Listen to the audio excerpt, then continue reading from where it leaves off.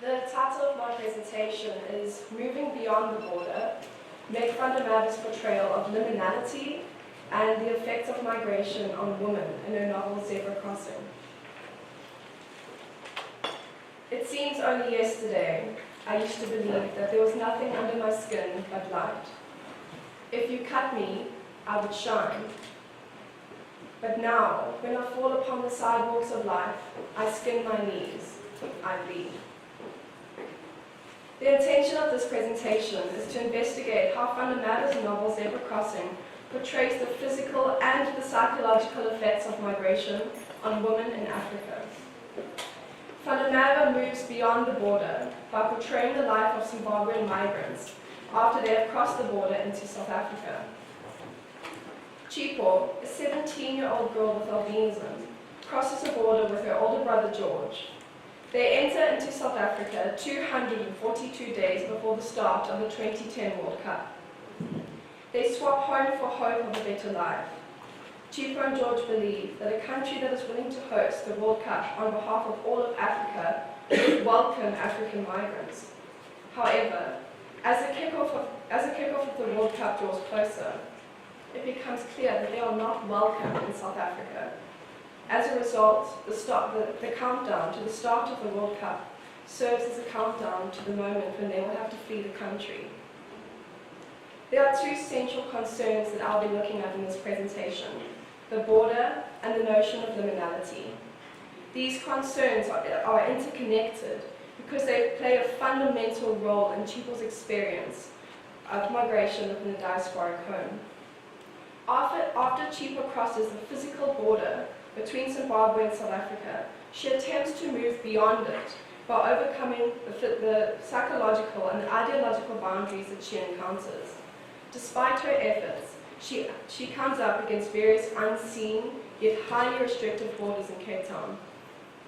As a woman, Chipo is held back by patriarchal beliefs. As an individual with albinism, she is regarded with suspicion and hostility. In addition to this, South Africa is rife with instances of violence against migrants or xenophobia. In May 2008, South Africa experienced xenophobic attacks where approximately 62 African migrants were murdered and thousands were displaced. In June 2010, migrants in South Africa were warned that another wave of xenophobia would occur after the World Cup.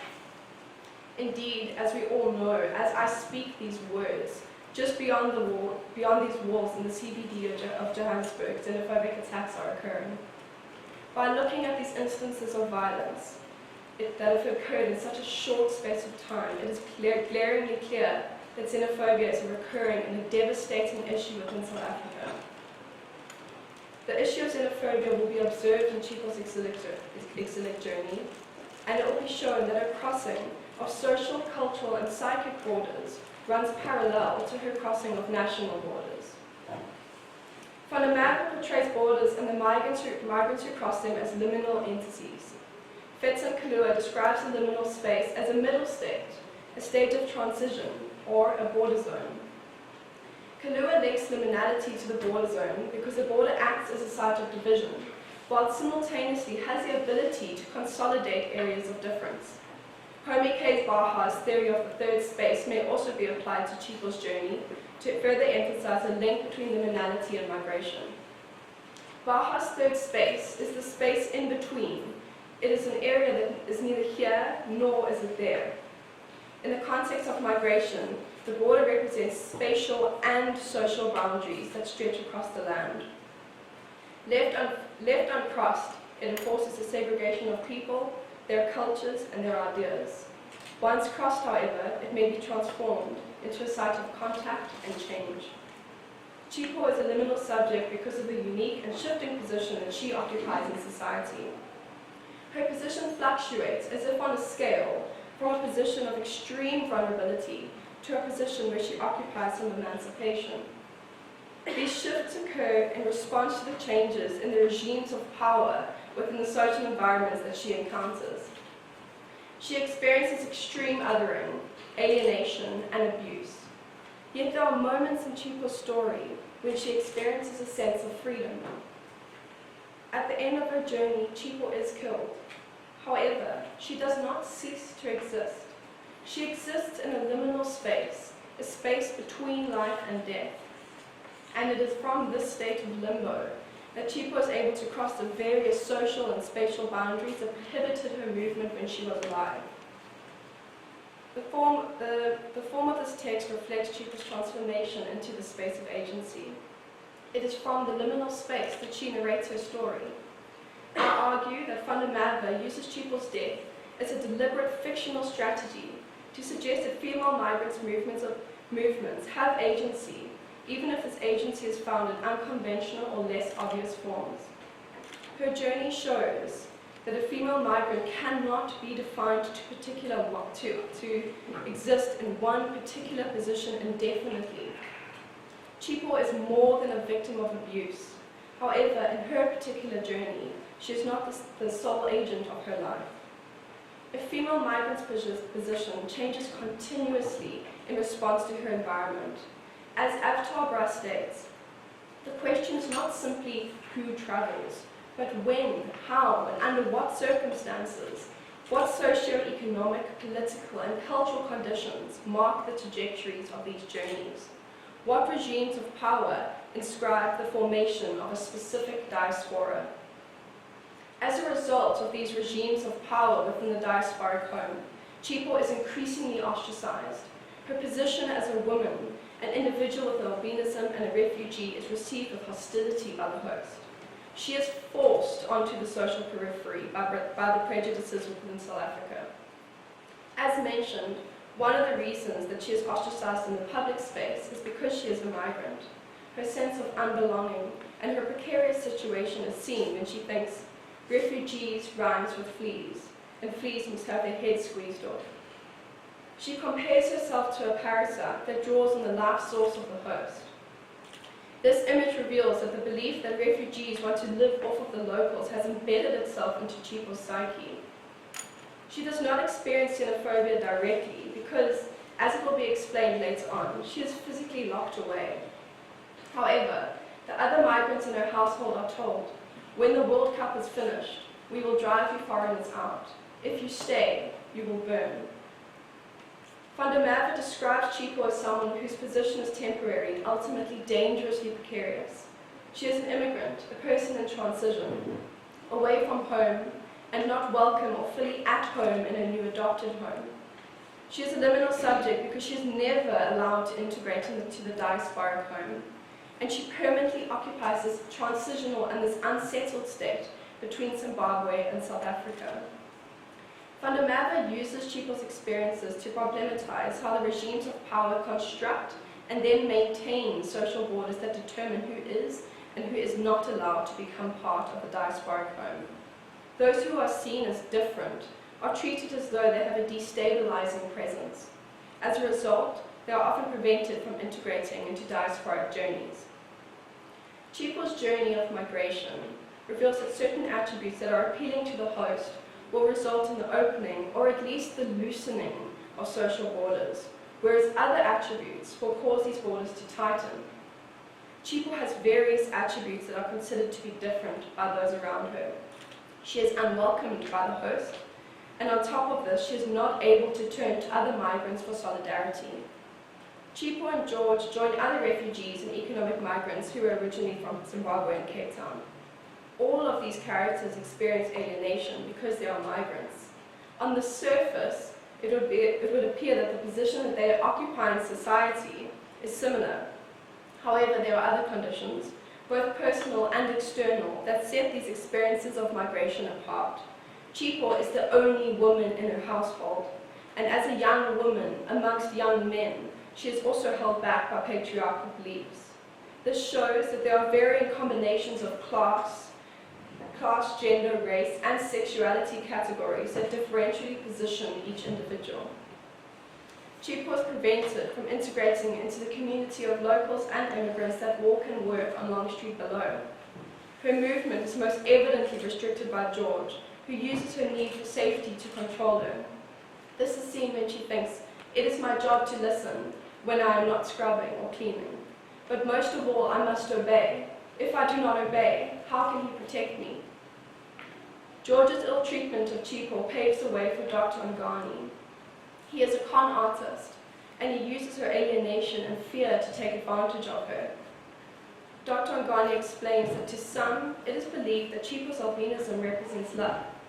Immigrants in need of help or gamblers who are betting on the World Cup are drawn in, and I quote, by Dr. Ngani's real live albino, who has extra powerful muti to improve their luck. Chipo is told that she is not allowed to talk or even see the customers. She is to remain an enigma behind a curtain in the room. This quickly escalates to complete isolation. Chipo says, for my own safety, it is thought better that I do not leave this one room. I must sleep, eat, and shit here in this place where Dr. Ngani and I see as clients.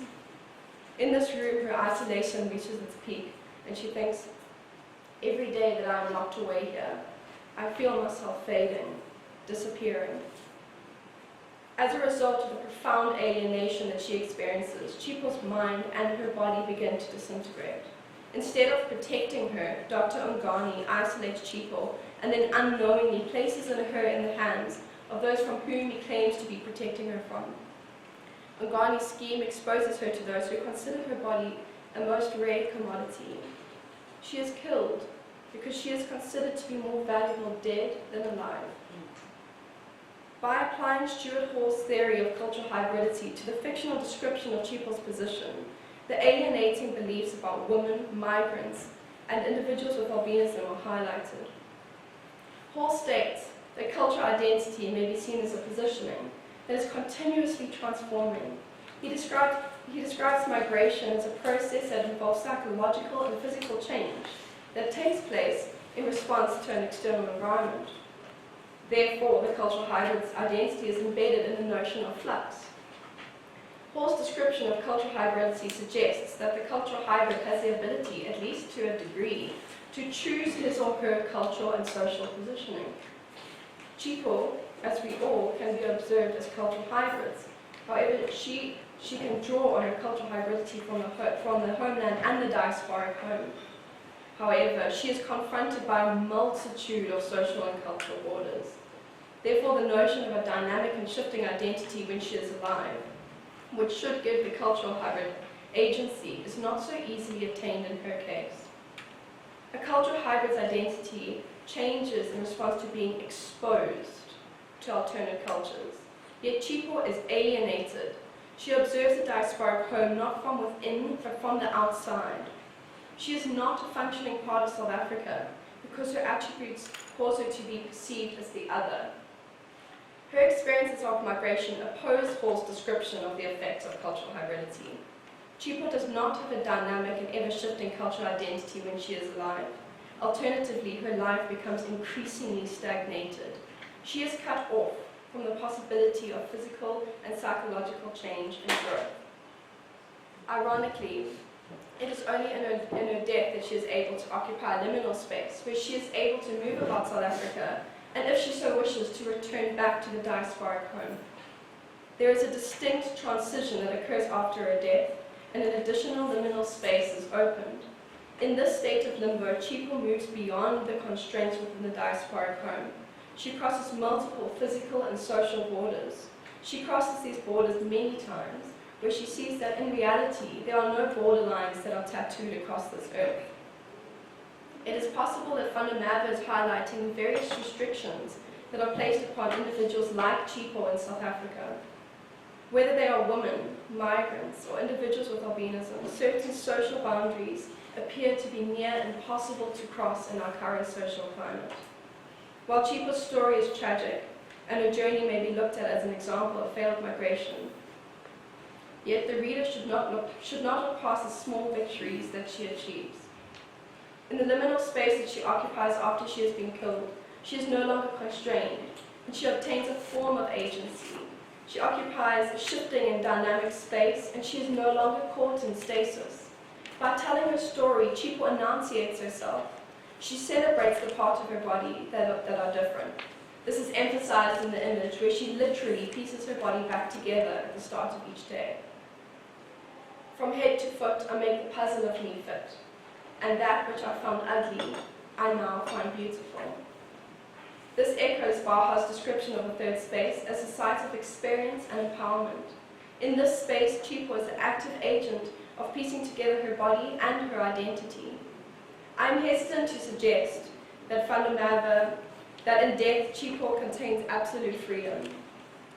Yet, I would like to argue that Vandermerwe uses a liminal space to reveal that female migrants like Chipo have moments of agency, however big or small, in their journey of migration.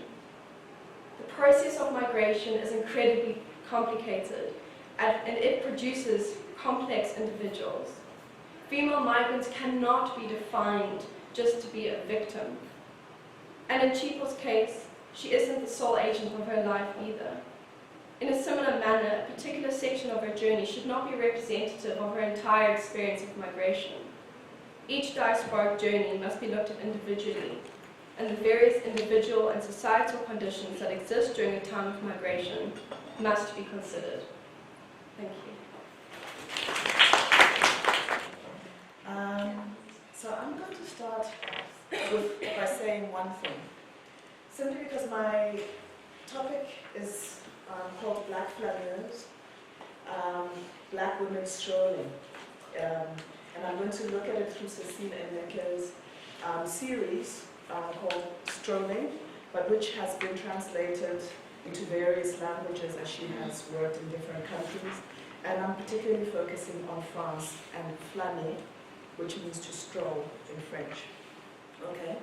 And the one thing I want to say right up front is that as much as I may speak with a certain amount of certainty, right, I'm not one who believes that there's ontological certainty. So I do, in my reading, make space for the fact that there's a way in which not being transparent, opacity, is built into, I think, the discourses that we're looking at today. So I was going to start this paper differently, where the events of this week, which Carlton has mentioned, lead me to enter my conversation about Black women walking the city, with words from the feminist sociologist Avery Gordon. She might not agree with my labeling of her, but let me read the title. Right. Is it? Okay. I'll stand straight and I'll do this. Okay. So, this is the quote. Power can be invisible. It can be fantastic. It can be dull and routine. It can be obvious. It can reach you by the baton of the police. It can speak the language of your thoughts and desires. It can feel like remote control. It can exhilarate like liberation. It can travel through time. It can drown you in the present. It is dense and superficial. It can cause bodily injury. It can harm you without ever seeming to touch you. And I use this to think about Black women walking in South Africa today. And acknowledge that we cannot do that without acknowledging the negotiation of everyday violence and exclusions of racism, misogyny, homophobia, etc. And yet women walk.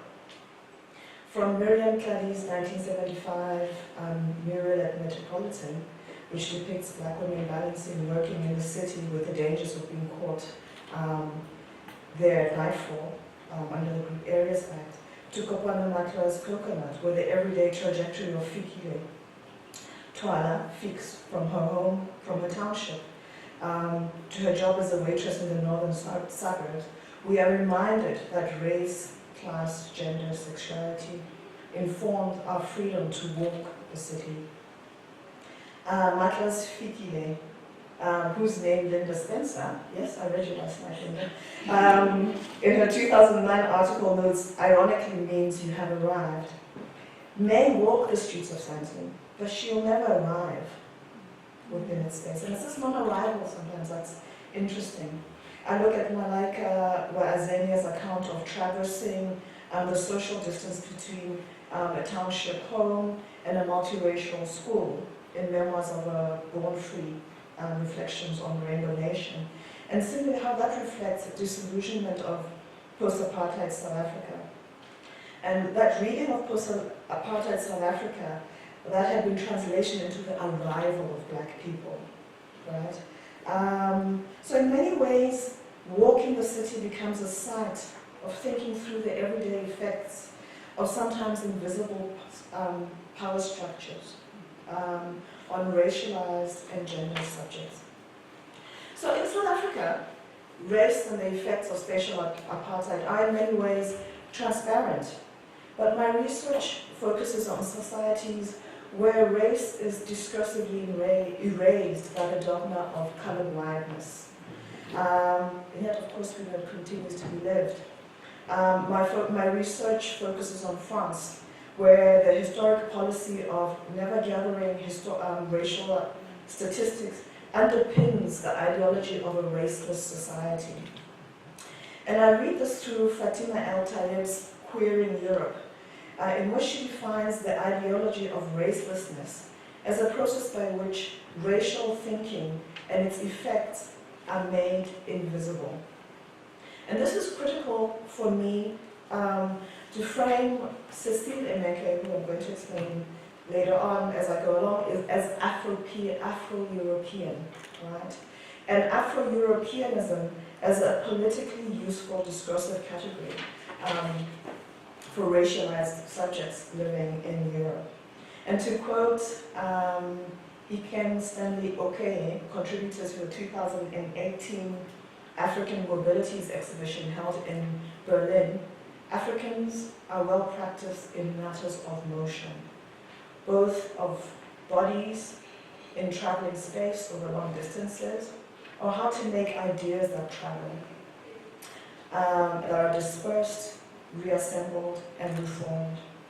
In this paper, I think of the Black Flâneuse, the female Afro-European subject, and I relate this to Black fugitivity as a travel strategy. And I use Cecile Emeke's web series, Strolling.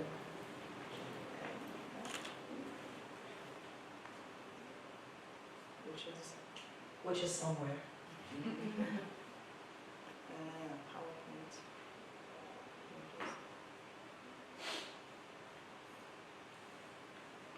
Please do not be distracted by this image as I speak. All right. So Cecile Emeke, a Jamaican British filmmaker who's perhaps best known for her documentary-style web series Strolling, which initially featured Black people living in Europe, relating their experiences of navigating their respective cities to the camera. It's called Strolling in the UK. She moved to France, called it Flâneuse. Walden in Holland, Cassagiano in Italy, etc., etc. So she just kept going to various countries.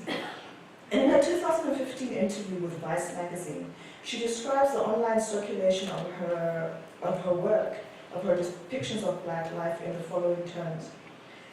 I think to some people in film circles, the online space devalues the work. But that comes from an ahistorical understanding of film in a wider context. What does it mean when we devalue film in the online context, when the industry of film is largely set up to only support, distribute, and serve whiteness? Thinking of the online space as a format is important for someone like myself, a Black woman.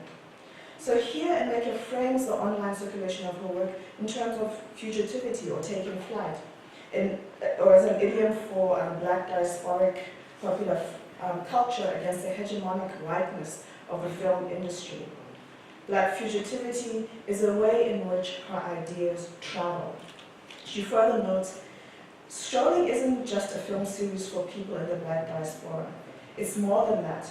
For me to go down traditional routes with the concept while gaining more prestige in the film space would have meant withholding basic access to information from people about their own culture. Now, in her photographic work on Afro-Germans, entitled Other Germans, Tina Kemp associates fugitivity with the quotidian, everyday practices of Black subjects, the micro-labors of struggle, as well as black feminism. This is evident in Emeke's focus on the everydayness of walking the city as an idiom for the micro-labors of struggle of her subjects in European and other spaces. Strolling has gone to Jamaica, to Australia. She's even done shots in South Africa. So what does it mean to theorize the black flaneurs in this particular way? So, critical black geographer Catherine McKittrick puts it this way: if who we see is tied up with where we see, then the placement of subaltern bodied deceptively hardens spatial binaries, in turn suggesting that some bodies belong, some bodies do not belong, and some bodies are out of place. Reading Emeke's web series through the figure of the Flâneur, and in this case the Flâneuse, because she's feminine, also allows me to engage with the very notion of this as a 19th century French archetype of the urban modern experience, right? But what does that center? What does that center? This theorizes a white male subject with certain rights to the city. They're not walking, they're not rushing through the city, they're not, they're strolling, right? There's a certain sense of freedom associated with it. So it's a useful counterpoint for me, because then I can explore black visuality and how it intersects with social class, gender, to map the city according to processes of erasure, processes that are presented as maintaining order. And I liked, I may be going crazy, but you did say something about regulating, the idea of practices that are meant to regulate, to police. So this idea of maintaining order, right? And some bodies are disruptive. And what that means in the sense, in terms of micro-struggles, right? Against the presumed out-of-placeness of black bodies in European and particularly, specifically, French space. Avery Gordon defines haunting as a way in which abusive systems of power make themselves known and their impacts felt in everyday life. Racelessness, or the politics of the invisible politics that seek to contain blackness within the European space, inform my conception of the European everyday as a haunted experience. Now, the French state has a history of hostility to the depiction of blackness in popular cultural forms. And I'll just, as an anecdote, give you the example of Nicolas Sarkozy, who some of you may know eventually became president. But what you might not know is that he spent 8 years of his life, first as Minister of Interior, then even as president, in a court case against a hip-hop group because they had mentioned police brutality against black youth in their fanzine. And he took this up, and literally the president of the country was suing people for having written something in their fanzine. Just ridiculous, all right?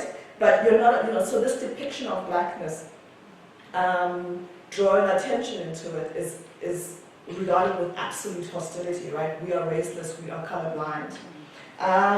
So it's willful amnesia, isn't it, about colonial histories. So I read this also then through this figure of rendering black bodies, turning them ghostly, erasure, turning you into a ghostly presence.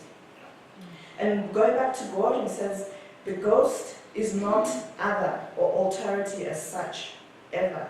It is pregnant with unfulfilled possibility, with the something to be done that the wavering present is demanding. The something to be done is not a return to the past, but a reckoning with its repression in the present. A reckoning with what we have lost, but never had. And I read the ghostly, the something to be done, then in relation with this black invisibility and fugitivity, black placelessness, rendering blackness and rendering blackness visible are central to Emeke's audiovisual engagement with Strolling, with the Strolling web series. And she actually says herself that she was inspired by James Baldwin's The Devil Finds Work, a book-length essay in film criticism, in which he states, "The place in which I'll fit will not exist until I make it," right? And so this is her way of making that space. And she says, there are a lot of reasons why I decided to make Strolling, but ultimately I wanted to create a safe space for the global Black diaspora to talk about issues important to us. It was also very therapeutic for me to create short films in which I could see part of myself reflected in the people who I had never seen before. And judging from the response to the series so far, others can see themselves too. It's helped a lot of people, myself included, feel less alienated, less invisible. So although it's slightly contrived in the sense, the series, I think, in the sense that Emeke interviewed only Afro-European French subjects or Afro-French subjects who could speak English in order for her to have the interaction, it does allow us to glimpse into this fugitive subjectivity and their quotidian experiences in Paris.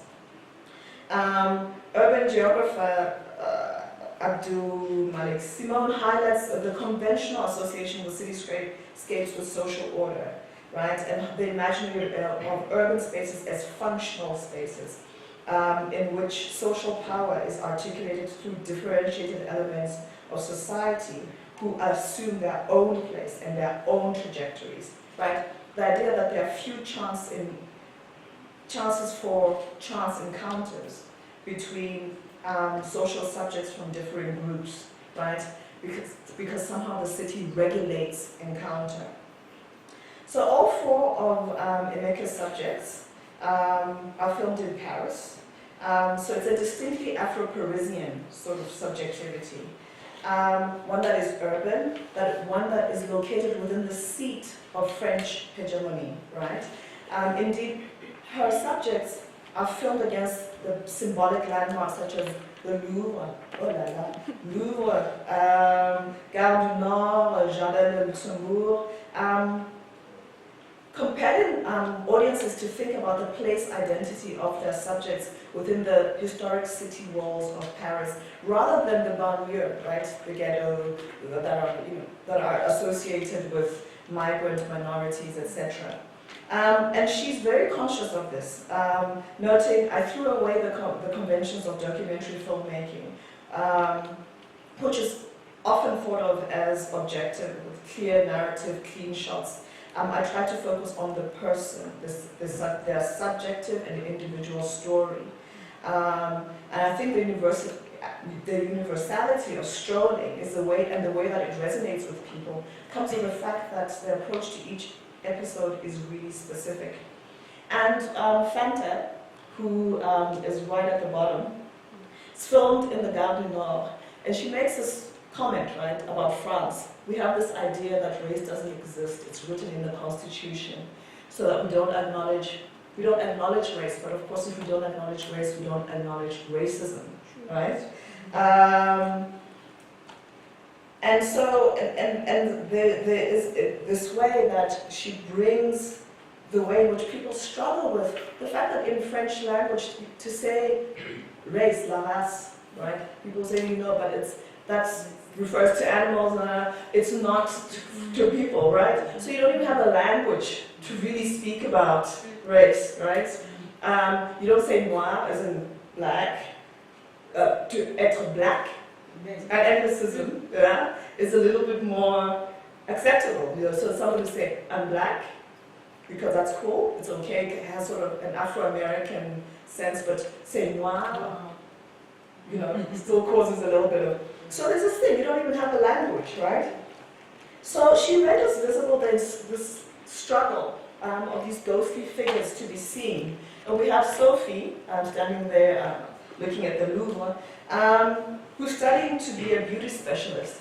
And what she talks about, what she relates is what it feels like to be to have paid a lot of money to be at a beauty school, and to raise your hand and say, well, you've taught us how to correct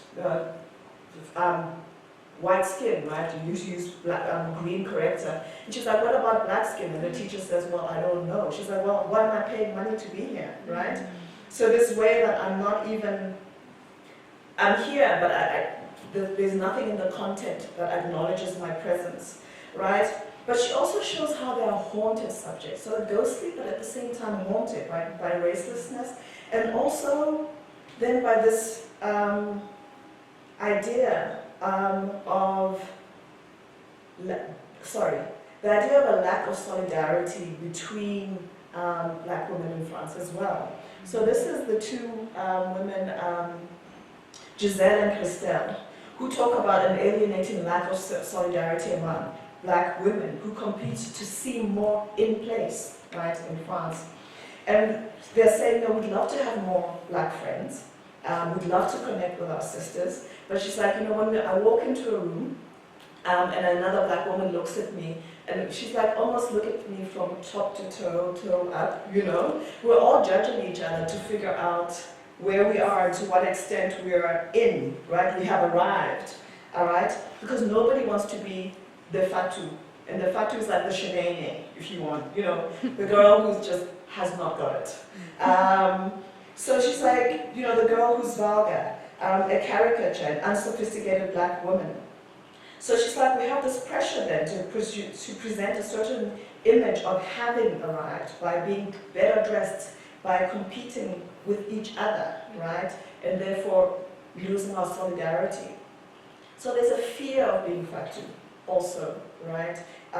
That speaks to the everyday struggle of having to prove, even in intimate family spaces, that one has arrived. So in conclusion, I think what I really want to get at is that Strolling goes beyond merely making visible black subjects, and in particular black women in Europe. The ghostly presence of blackness in Europe is made visible through walking, the simple act of traversing space, right? And negotiating social space. And conversely, the black Flâneuse is also shown to be a haunted subject, haunted by often invisible power, structures of power, the discourse of racelessness, as well as mise au noir, you know, racism and misogyny. But I think it's in that complexity that fugitivity retains a space for opacity, for not being a transparent subject. You're still, there's a way in which it resists being fully knowable. And I think that is really important in our thinking of ourselves, even as subjects, that we are not transparent objects of knowledge, right? And as a concluding thought, is to think further about then what these online platforms do to create community, right? There's something really important in looking at the YouTube sites where the series was hosted, and the comments that create a community, that show the ways in which people identify, right? The level of identification, and the way in which it reverberates. And I won't go into detail about that, but I think Rua Benjamin's Race After Technology is one of the texts that we can use to start thinking about then how fugitivity and the online space is used by black subjects to create other forms of community, or communities that are somehow denied an existence, material existence outside of them. Thank you.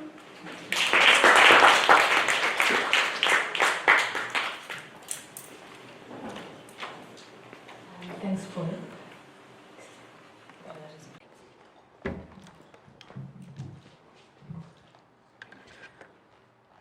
Okay, hi everybody. Sorry. As a starting point, this paper forms part of a larger PhD project that works to present a better understanding of the complexities of contemporary urban Indian femininities. As part of contextualizing femininity in this space, I turned to Munshi and her work on Indian soap operas, where she works through the complexities of 3 of these popular Indian soap operas. These shows are usually centered around a lead actress and actor who have some form of romantic union. Further focus is placed primarily on the lead actress. When considering the complexities of some of the lead women characters in the show, Moji encountered the explanation that one character was governed by a lot of sanskar, which is the Hindi word for values, while also defining sanskar as tradition in another instance. Similarly, Devesh V uses popular culture reference point Urban Dictionary to define sanskar as a Hindi word used in Indian culture to denote someone's upbringing and character. As part of understanding Indian femininities through this project, this notion of sanskar is central. More specifically, linking to women, sanskar as a derivative word becomes sanskari, and this is seen as a central component of ideal Indian femininity. Navigating the ever-changing nature of the contemporary world while remaining cognizant of the pressures of culture and tradition present a complex gender performance that requires further investigation. The project that this paper is then drawn from departs from this point of view, which is seemingly a flippant window through which to view a fundamental marker of contemporary Indian femininities and the modern subjective terrains of portraying good sanskar. While fiercely defensive of this as a feminist project, I'm aware of the complex interpolations that might be assumed of a project on femininities, particularly Indian ones, seemingly indicating that there's one kind. However, the argument within this project demonstrates the opposite. It is a feminist project interested in exploring and understanding the nuances of contemporary Indian femininities as something distinctly different from Western manifestations in similar popular culture spaces. While the role of culture and tradition in manifestations of ideal forms of Indian femininity are noted in existing academic interventions, this project turns to Bollywood and its star system to get a better sense of the ways in which these ideals are circulated to audiences at large, both in and outside of India. In particular, the focus of this project is to look at the ways in which mainstream Indian media construct and disseminate understandings of gender and womanhood through specific coverage of Bollywood actresses. When trying to articulate the reasoning behind conceptualizing such work, a few issues emerged. Firstly, as a grandchild of Indian immigrants in South Africa, I've grown up in a space that has been an eclectic mix of cultures. This, coupled with the advent of globalization, has meant that the media I've consumed has reflected that heterogeneous compilation of my own identity. Although not in its traditional sense, a diaspora experience is part of my own upbringing and life. Bollywood contributed significantly to this reading of self and my cultural heritage. The value and power of sanskar, even if not specifically labeled as such, is pervasive to anyone raised within this tradition, whether in India or in its complex diasporas. My personal interest grew as I became increasingly fascinated in what appeared to be a transferability of Indianness through film and television.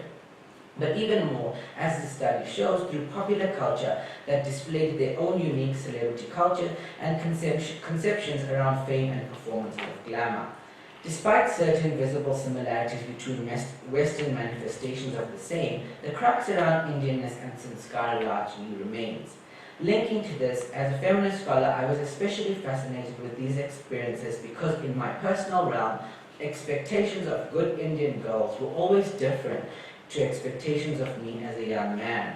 I am thus aware of my positionality both in a scholarly capacity and more personally, and that while the work is not meant to be tainted by this, it is deeply important to how much of it was conceived and developed.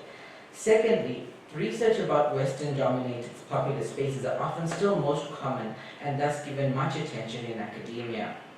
This was especially true for an area of personal academic interest, which forms part of this paper's theoretical foundation, post-feminism.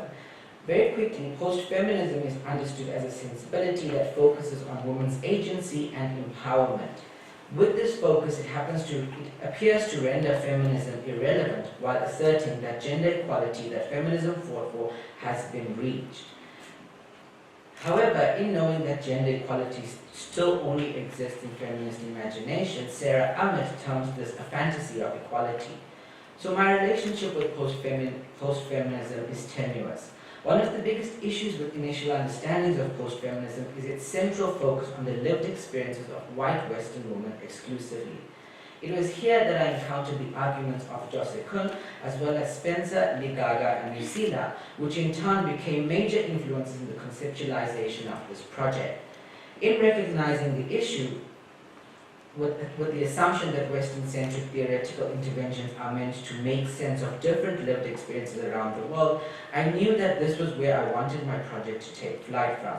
As a result, in an attempt to join efforts of the likes of Josekun and Spencer, Ligaga, and Lucila to complexify understandings of the way in which issues around gender and femininity manifest and circulates globally, the project actively works to move away from Western context, looking to capture and understand the empirical nuances of contemporary urban femininity in India as per English medium mainstream media in that space.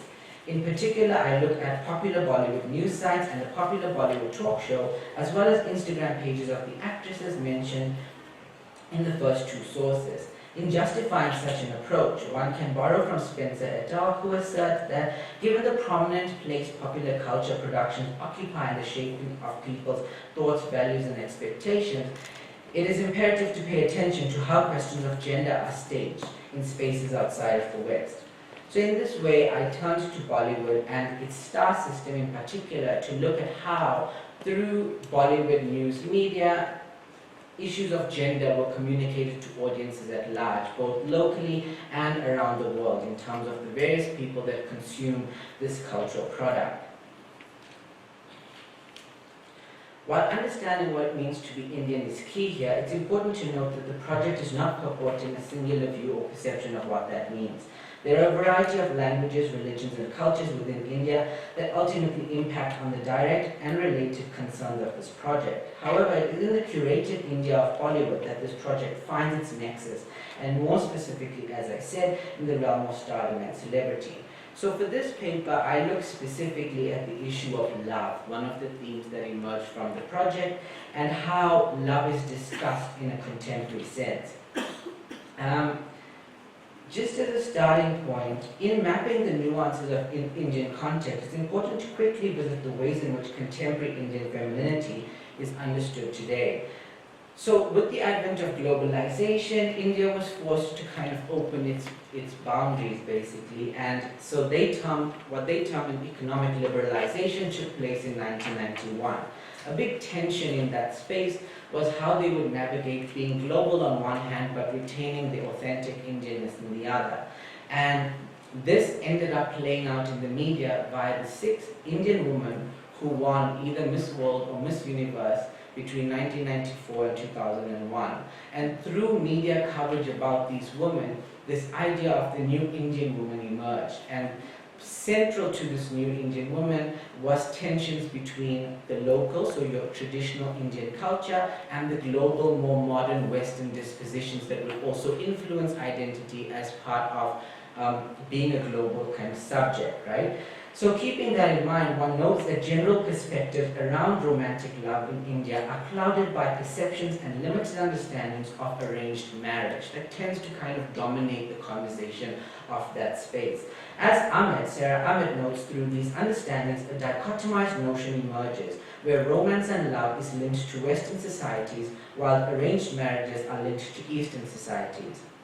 She explains, arranged marriages have tended to be portrayed through idealized Eurocentric frameworks as ancient and rigid duty-bound systems that suppress individual freedoms and subjugate women, that are sometimes confused with forced marriages and are still contrasted against love marriages, which presume free choice in one's matrimonial partner. So while I'm not denying that arranged marriages likely do still happen in the Indian context, to reduce an entire population's engagement with romantic love to just this understanding is to do a disservice to the people, both there and around the world. So what this paper does is highlight that in actuality, through the data considered, discourse in this space does indeed align with broader theoretical considerations around romantic love and the ways in which it is gendered. In so doing, one is able to recognize, normalize, and theorize the actual everyday notions of romantic love in that space. So in terms of the theoretical discussions of romantic love, centering or stemming rather from the West, focus has been on the way in which it is actually quite gendered. It's a space where gender roles are made clear. Women are known it's made known to women rather how they should conduct themselves in these contexts, in these spaces, and the same for men. What's clear though is that the emotional labor of romantic love is placed largely on, or is expected largely rather, from women. And that then reiterates the status quo and patriarchal ways of thinking that kind of subordinates women at the expense of, at their own expense. And what then emerges, or rather what is solidified in this way, or how this is solidified, is via marriage. Marriage emerges as a means through which patriarchy is re-inscribed and legitimized in a woman's life. This is especially because, as Singh argues, marriage is a patriarchal institution which clearly defines roles for men as the head of the family and with unquestioned authority, and women with subservient obedience to male authority. Through the findings of this paper, one is able to see a lot of this in the Indian context, albeit with its own contextual nuances. Much like spaces in the West, romantic love in India is also linked to issues of settling down, where a woman needs to find the right man as part of re-entering and relocating herself within the patriarchal status quo. So Bollywood actresses in this regard are presented as a clear example of the success and failures of romantic love based on their actions. The message given to audiences thereby reiterates the gendered nature of this love and the ways in which women are encouraged to willingly seek, accept, and maintain such patriarchal notions as part of fostering a crucial element of their own identity. So I'll just go through some of the examples quickly. Demonstrating this, in Conversation with Bollywood Live, popular Bollywood actress Deepika Padukone explains the importance of romance in her life when she says that romance definitely features on the list of things that I need, that are a very important part of my life. To be in a peaceful relationship, it requires two people to be extremely secure about themselves and be extremely secure about the relationship. Similarly, Priyanka Chopra also notes the inherence of romantic interaction between men and women in the response to questions about how she deals with all the attention she gets from men. Here the actress explains, there's nothing wrong with attention. You get the attention, you acknowledge it, and if you're interested, of course you go ahead with it. If you're not interested, then it's just what happens to go. Now that's quite a layered statement. On one hand, she talks about the agency of saying you get this attention, you can decide what you want to do with it. But on the other, she's actually really re-inscribing or re-emphasizing the status quo by saying that's just what happens to go. Men are going to give you attention, accept it, deal with it, and move on. Which is actually quite problematic, right? Resultantly, the media would prefer for actresses to be very open about their love lives so that they have the material that they need to be able to disseminate narratives to the media, to the audiences at large. Actresses, as we know, both are in celebrity kind of instances around the world, celebrities are always going to be a bit more closed off. You get those that are a bit more open, but generally people are like, my private life is private. And so what I witnessed in the research that I did was the media actually needed very little to make up an entire narrative about romance and about gendered romance to be able to sell this or disseminate this narrative to the audience at large. So it kind of emerged in this way that where they would just take up the smallest of hints and write entire stories about this love. So for example, one actress, Sonam Kapoor, was rumored to be dating somebody from London. They commented on each other's Instagram post and therefore it was like fully, they were like ready. And to the point where the online publication I looked at says, these pictures are all we have to decode their love story. Their social media love banter is the best kind. They always have something sweet and spicy to say about each other. Probably just because she commented with the fire emoji on his picture, right? Like, it's a bit dark. So despite noting a lack of confirmation from these stars, they make these things up. There's another example of Alia Bhatt, who was riding in a car with one of her co-stars. That was termed PDA. Now, that speaks to the Indian context where you're not going to find people making out and holding hands and embracing like we do maybe in Hollywood, where you will see a couple that will kind of walk hand in hand and hug each other or whatever. This entire article was written about the fact that they were spotted riding in a car together, right? And they say here, this is a quote from one of the articles, Alia Bhatt and Siddharth Malhotra are making way too many appearances like never before. Yes, they still haven't confirmed about their relationship, but we can tell that they're definitely going strong. Although initially they were quite closed about their relationship as they avoided being clipped together, which means photographed together, however, now they couldn't care less. Unlike earlier, where they would ride in separate cars, lately they've been roaming around together. Now, that says a lot about what's cooking between the two lovebirds. Alia and Sid can't get enough of each other, and we can't help swooning. So they really work hard at constructing this narrative. Another thing that emerges then, once this kind of couple has emerged, is conduct of women within this space. So there are clear expectations of the woman in terms of what they're meant to do for their romantic partner or for their boyfriends in the context of the language used in these media publications.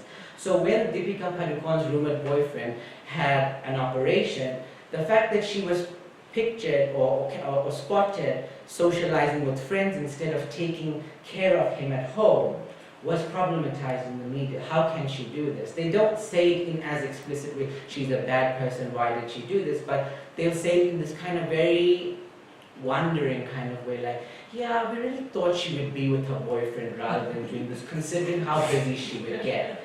Right? So it's clearly sending clear messages in a subtle way to the audience about what one is supposed to do and not do. Similarly, when she was promoting her Hollywood film on the Ellen DeGeneres show, she made a joke about her co-star Vin Diesel. She said, because Ellen asked her, is there any truth to the rumors that you guys are dating? And she said, in my mind, we're married and we have children. So she made a joke, and the Indian media bashed her. They said, that is so disrespectful to your boyfriend, how can you do this? Who says that? Considering you're trying to patch things up because you've been so neglectful of him, how can you do these things, right?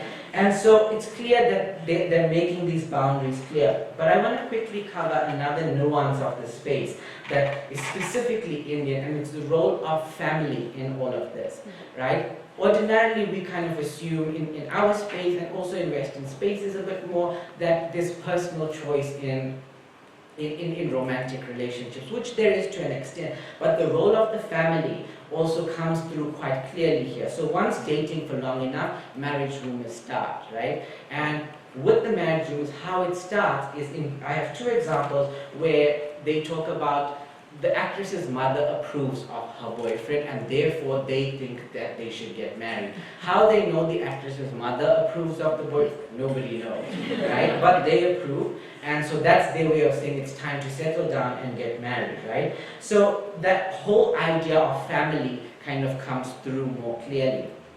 Once married though, romance and in coverage about actresses who are wives, the issue of romance kind of simmers down a little bit, and it links to a larger finding, and I'm wrapping up, it links to a larger finding in the project that the stage of life in terms of getting married and stuff, as much as that's given so much importance, once married, it's presented as very transient. The focus rather is on getting towards, you need marriage to reinscribe tradition and patriarchy, etc., but the focus is on having children, which is presented as the most important part of a woman's life. Right? And so there isn't much work on romance in relation to keeping romance alive in a marriage. The focus on, okay, you're married, that's great, carry through the lessons that were there, let's focus on having children. And then, once having children, the fact of the matter is, romantic love is out the door. Focus is on maternal love. That is now your number one priority in your life as a woman, and that's what's made clear to these through this coverage, right? And there are numerous examples that I can go through, but what I wanted to highlight with this presentation was that there are all of these nuances in this coverage that is ignored by us simply assuming that whatever we hear from Western theoretical discussion will largely apply here. By looking at roles of the family, roles of tradition, roles of culture, we're complicating it for the better. We're understanding things better, and also we then see that in approaching it in that way, when we look at media coverage, we realize what actually is being disseminated both in terms of India itself, but around the world through various diasporas that make sense of this stuff. Thank you so much.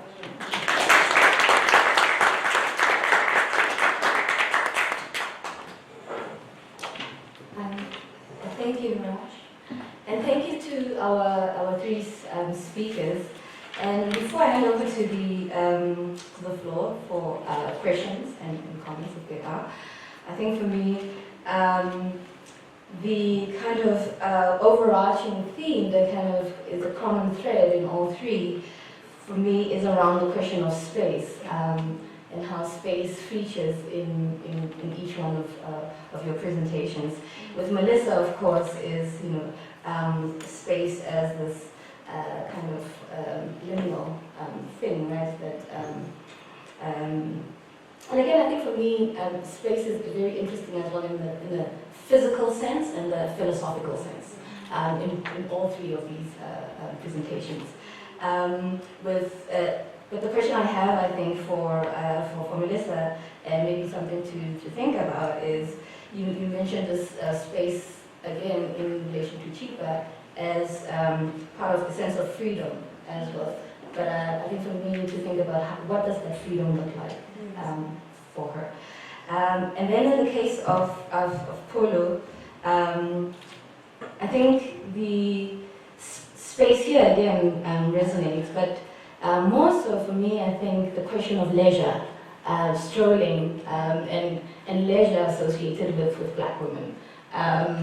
And that's something that I think personally as well, it resonates with me in the South African context as well, like seeing a Black woman taking a walk or even jogging is still seen as, how does she have this much time to, because the Black women are not seen as having time for leisure, time to stroll, right?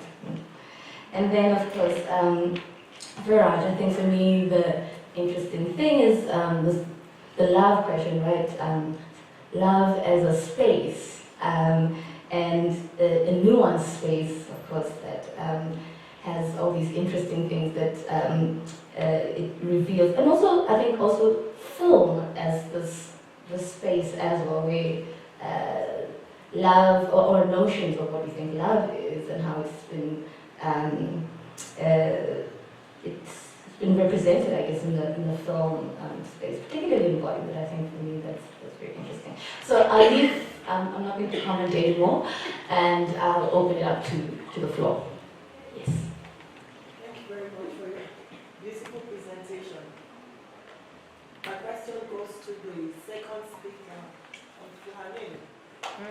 I want to believe that knowledge should be applied, goes beyond just presenting our papers and going back to our offices. Now, how as women can we do away with unnecessary rivalry? Like you said, because at the end of the day, in that book you narrated, we end up losing our sisterhood. I believe that we are women, we are teammates. You don't fight against your team, a member of your team. And I don't even know where the idea comes where a woman sees the other one and then you begin to side the person up, as if you don't have any other thing to do. So in practical terms, how do you think as women we can do away with this rivalry? Because we lose, the other person loses, and I lose too. I'll give you a practical example. I wanted a book, knowledge about it.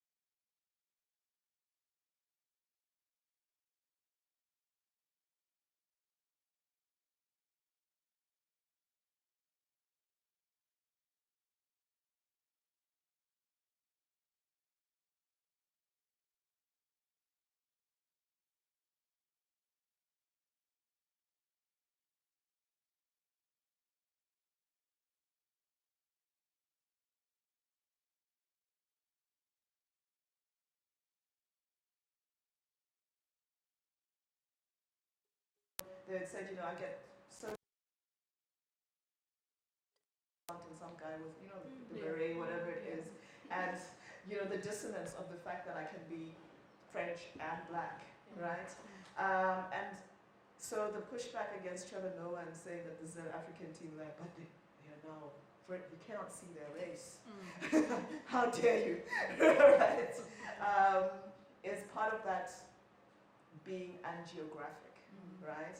And it can be linked to ideas of French versus Francophone. So you like to think of Francophonie as somehow inclusive, but Francophonie also says there's French and Francophone. Once you're in the borders, within the national space, Francophonie is out, French is in. Yeah? Okay, to answer your first question, what does freedom look like in the text? Vandermerwe portrays freedom to look like movement. As I've spoken about this connection between the social and the spatial borders in the text, for her to be free is to be able to freely move. And I think a lot of that is tied to safety. As our keynote speaker was saying, the concrete thrill of borderlessness, to walk beyond borders and to feel safe and free to do so. But in the text, what we can see is that there are various borders that sometimes trap us and sometimes we don't have the ability to cross them. So what's also interesting, and it complicates it, is because, as I said, Chipo occupies a type, or she obtains a type of freedom when she finds that space of limbo. But it's complicated because she finds that in death. And when she's invisible. She moves over these borders, social and spatial borders, but no one else can see her.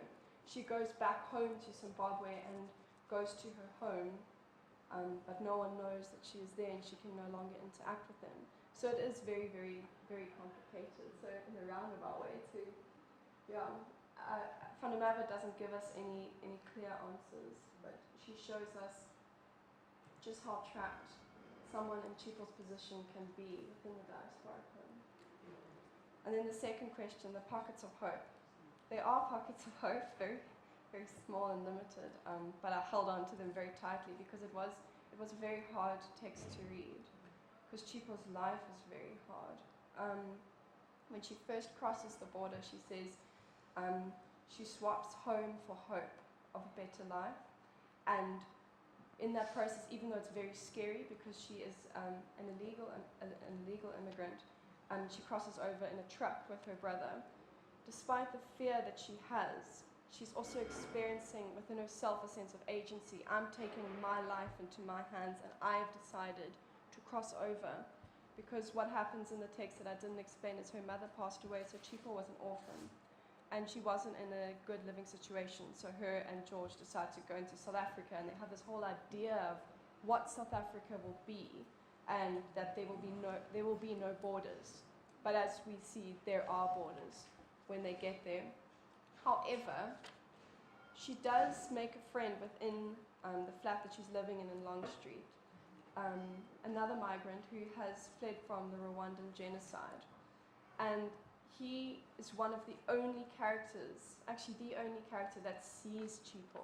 He sees her as a person, beyond her positioning as a woman, beyond her positioning as an individual with albinism, and he actually gives her a job as a seamstress. And she's able to, to save up a little bit and to contribute to the household, where the other 4 men that she lives with don't let her work. They fight her in this process of her getting a bit of agency.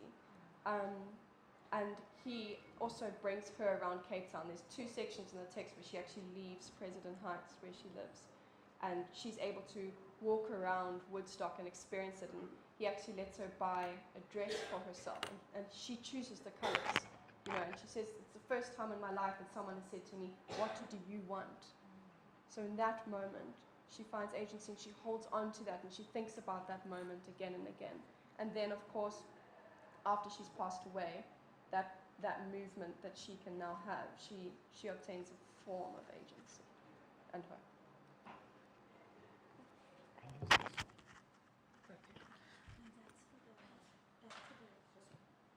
use both.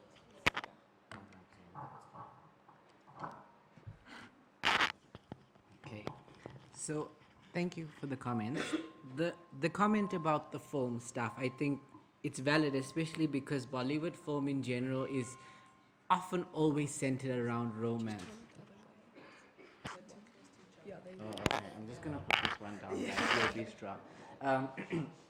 So it's often always centered around romance. Even if it's an action film, for example, there'll be a romantic subplot, right? Yeah. But I think the distinction in my project was intentional to move away from Bollywood films specifically, purely because a lot of the existing work is on film and filmic representation of gender issues, for example. And so I wanted to start kind of looking at the media itself, because there's existing work on, for example, the Hollywood star system, but I could find very little on the Bollywood star system, which is actually a lot more pervasive than one realizes.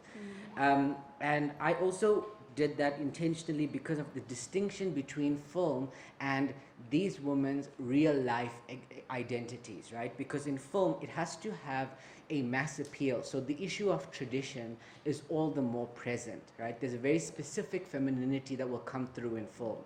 And it exists within a lot clearer boundaries. Whereas in the media and via their Instagram and stuff, they're able to adopt a more post-feminist approach to their gender, where they can maybe be a bit more revealing in how they dress, etc., how they act, what they say, etc. So that was what I wanted to look at in that distinction there. And then, Dina, in terms of the tabloid stuff, for sure, I think there's a lot to say about tabloids, but what's interesting here and the role of tabloids is, I don't know if the publication, particularly Bollywood Life, which is a website, would identify themselves as a tabloid. There's a lot of the tabloid stuff that we can pick up, but there are two distinctions that they, I think, would make. The first one is, as an online platform, they're a lot more interactive. So that interactiveness means there's a lot more accountability that's required than just your Heat magazines where they circle cellulite on people, right?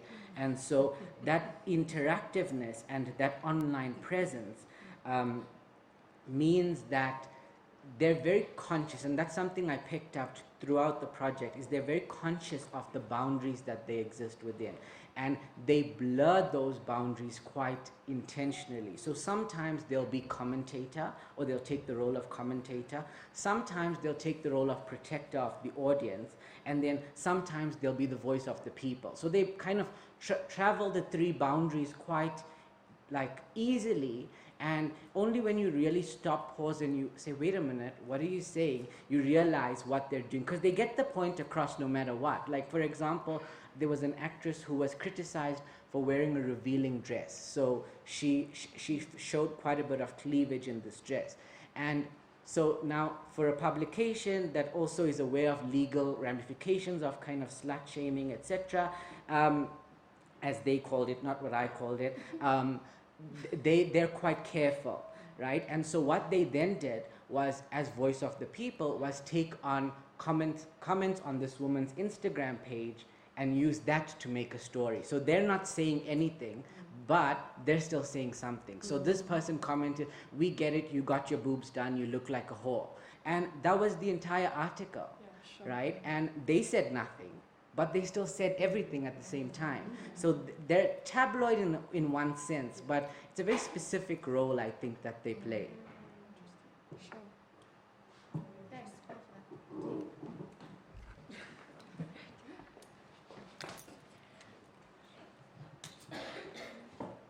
Thank you for such a wonderful panel.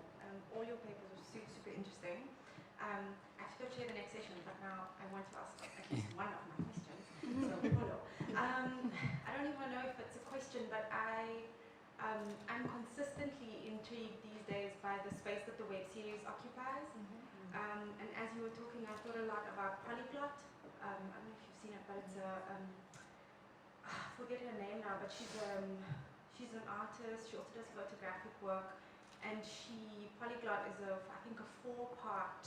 There are only 4 episodes. It's of a Rwandan woman who now lives in somewhere in Germany. It's not clear whether it's Berlin. But such clear links for me in what you were saying about mobility and movement in the city.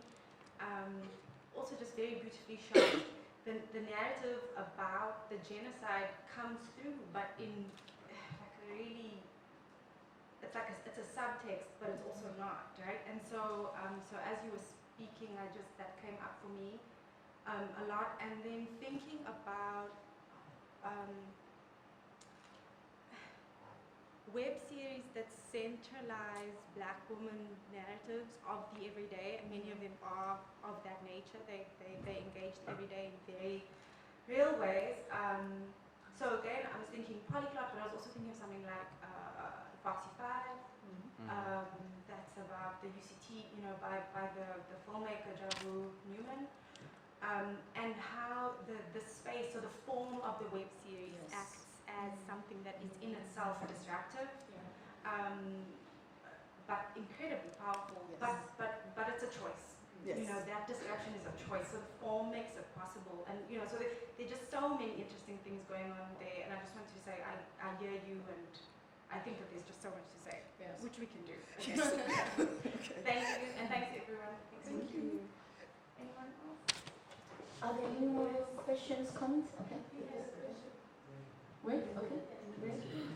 And then that will be the last round of questions.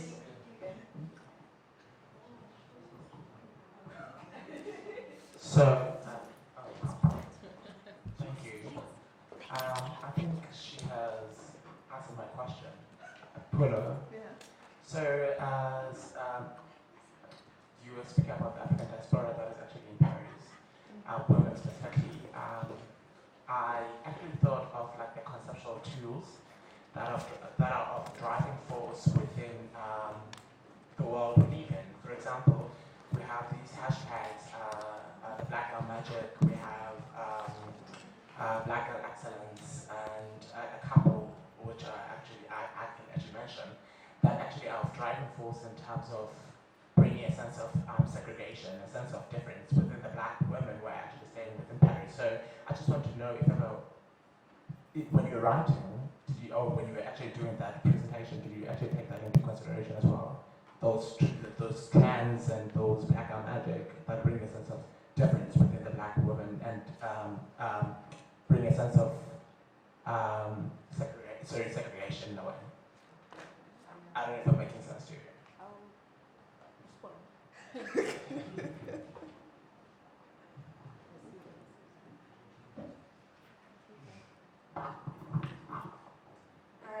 I have 2 things.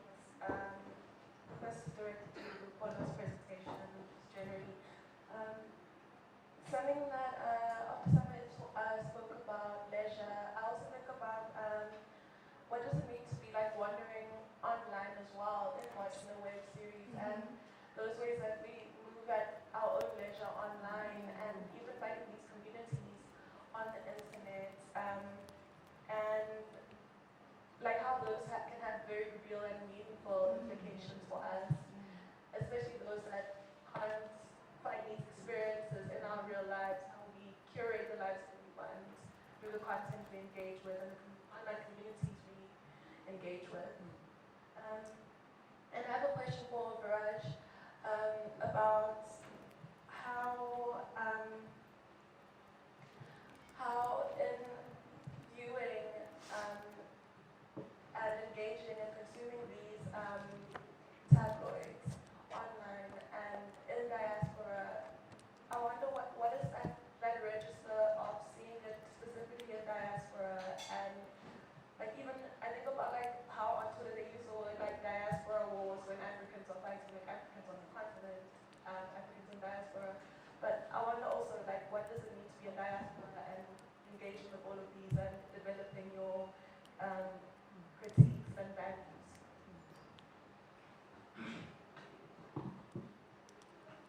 Good morning, everyone. Thanks to the panel for just enlightening us on your papers. My question is was around Cecile Emeke's film, the audiovisual piece. I was just kind of taken a lot about how the narration. This must just pop up the fact that I haven't actually watched the series, and I think I should do that. But what came out to me is that how the conceptualization of non-racialism and and racelessness in that particular environment, that context, renders particular bodies ghostly. And I'm interested, I guess, maybe at the counterpoint of that, which would be how to then make visible the black agency within those contexts. And because I think the issues that are important to us is about how do you actually defeat racism, misogyny, and violence, which is an active kind of invisibility to character. So, can I maybe just ask you just to advise us? Maybe this is me just narrating, but those are things that stuck out to me. And then my second question is about to the gentleman on the end, Viraj. I think you spoke very well about the intricacies and nuances in the relationships and how it affects women in India through your sort of analysis of social media postings. And you speak about the marriage institutions and human relations at that. So, if we're again trying to insert a more productive work stream around types of equalities and that give meaning to concepts of romance, leisure, or revolutionary leisure, how do we go about that? Or can you maybe just help us think through this question anyway? But for me, I thought you guys were really great and lots to think about. Okay, and then we'll take one last question before you respond.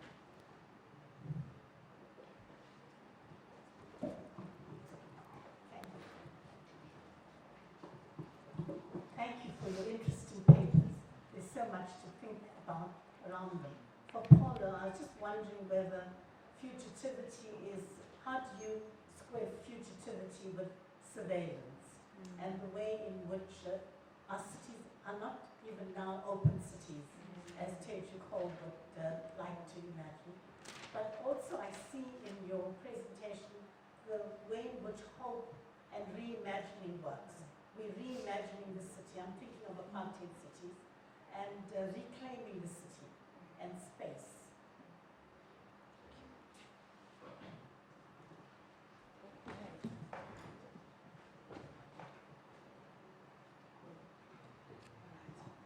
Thank you. I'm actually, it's funny because I actually feel like the first two questions speak to each other in terms of thinking through the conceptual tools, the languages of the hashtag, etc., right, which are linked to this online environment and online community, which can, yes, can be a source of solidarity or segregation, if you will, right, along certain lines. And I'm going to link that with the notion of second question, which is the digital, the disembodied, if you will, sense of community online, right? Flâneuse or digital Flâneuse, right? And there has been work on the digital Flâneur, not necessarily feminist work, but there is certainly work on what does it mean to stroll, but to stroll online, and the sort of freedoms that gives because it's a disembodied experience, right? But so there are two things. There's a way in which the hashtags and the sites such as, I've got a couple here, Afroeuropean.com, Black Barcelona, Black Paris tours, who go from online, having podcasts, to offline, saying, people come to Paris all the time, and they do these tours of the Louvre, whatever. We offer a tour of Black Paris. So we are going to take you, you're going to walk the space, and it's very interesting. So they're walking tours, but they're walking tours of Paris as a Black space. So you'll go to certain neighborhoods, and they are all presented through Black history, right? So there's a process I'm linking everyone. There's a process then that speaks to remapping, right, the city. And as a matter of fact, it's interesting that you spoke of Teddy Cole. I actually took out my Teddy Cole sentence earlier because I said the Flâneur or the Flâneuse also dissects the city.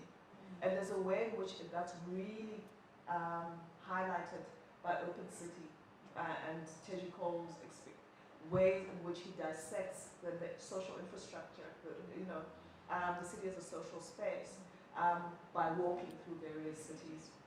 And then, how do you make visible? I think I'm going to relate that then to practices such as, or shall I read for myself within this notion of a raceless society, racelessness, right? That's something that is insisted upon. So insisted upon that to say la race is like race is rude, right? People say, but are you talking about only animals? It's about breeds, not about race, right? The way that you need the buffer of English and black to be able to talk about race in a certain way. How do you render that visible through, I think, practices that insist on blackness? So there's a rise in the use of the word noir and black. Noir for women. But there's also the ways in which these communities that are being established online, such as Black Paris Tours, then go offline. The podcasts, for example, will be sites. There's a wonderful space. I was just recently in Paris doing the archival research, but there's a wonderful space, for example, called La Colonie, the colony, right? And the colony is all about saying, recognize colonialism, guys. And it's a space that's dedicated to blackness in France. So there's a ways in which, but a lot of the ways in which that is communicated and the ways in which people find out about those spaces is still online, right? And then it's rematerialized within the city space. And increasingly there are more films around women work, not just Cecile Emeke, but by French women who are also, Afro-French women who are also sort of filming. There's one called Marianne Noir, where it's all in French, and there's this woman who's just, and it also once again interviews various women. There's also a 6-minute film about a woman who sort of walks around Paris and sort of ends up spiraling into a sort of madness because she cannot recognize herself anywhere in the city.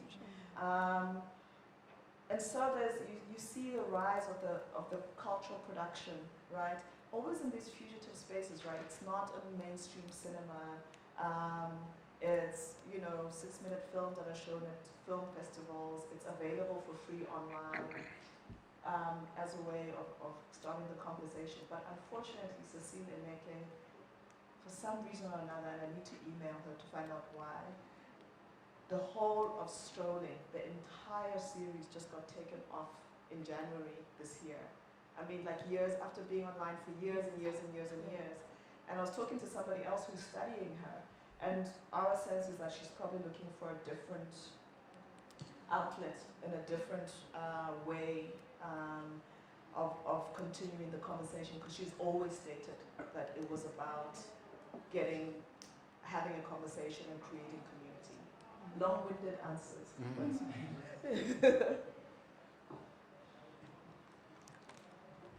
Okay, thank you again. To Larato, so in terms of how it lands in the diaspora, I think, so this is just more on my own kind of observations and lived experience, because my work didn't really do audience research in that way. But as I said, it was influenced by very specific observations in my own life and in my own family. And I think, having read on work about diasporic research elsewhere as well, and research of the diaspora elsewhere, not specifically the Indian diaspora rather, is that I think it's twofold. So specifically now going back to my work, on one hand, there's going to be an element of, okay, no, but my local kind of culture or my local lived experience will influence the fact that some of this seems really, let me just use a random adjective, archaic, for example, or too traditional. And I'm a lot more modern than, not me, I'm just saying hypothetically, I'm a lot more modern than that, and so I kind of will navigate this according to my life here in X country, right? But on the flip side, because of the way in which these texts are pitched, they're pitched as a very universal text. They're pitched to what this idea of this new Indian woman who is a global subject, right? She's middle to upper class, she has buying power, she's mobile, etc. There's a universality in these texts. And so, for example, when I see stuff about, if we use this chapter on love and the role of family, or if I take it to other chapters of my project, which was, for example, on fashion or on work, there are elements of that stuff that I would still see in my family in terms of, as I said, the Indian woman in my family and the expectations on them, despite the fact that most of us in my generation, we're now 3 generations born in South Africa. So there's something about this Indianness that continues to travel, and that's why I wanted to do it, even though I'm in this space, because it's speaking to a lived experience in this space. But there's a universality that I think I only still scratched at the surface, but it's twofold in that way. I don't know if that really answers your question. Okay, and then to the second question in terms of theorizing romance and how one would go about that, I think it's a big question, and I don't know if one can, or I can fully answer it in one go. But for me, and that's genuinely what I tried to do, not just about romance, but with my other themes as well, is make a start. I think the best way to do it is to make a start and it's not going to just be we'll get there in one go. And in making that start, taking a step in terms of a direction that I saw no existing work, I feel that there are 2 or 3 key things that should influence how we theorize these things, especially in contexts where they aren't necessarily theorized in the same amount of detail compared to the West, right? The first one is seeing context, and the second one is seeing nuance. And I think that's what I tried to do in my work, and why I emphasize the issue of nuance, because I think there's a lot of stuff that goes, like, that kind of flows away when we try to blanket kind of understandings.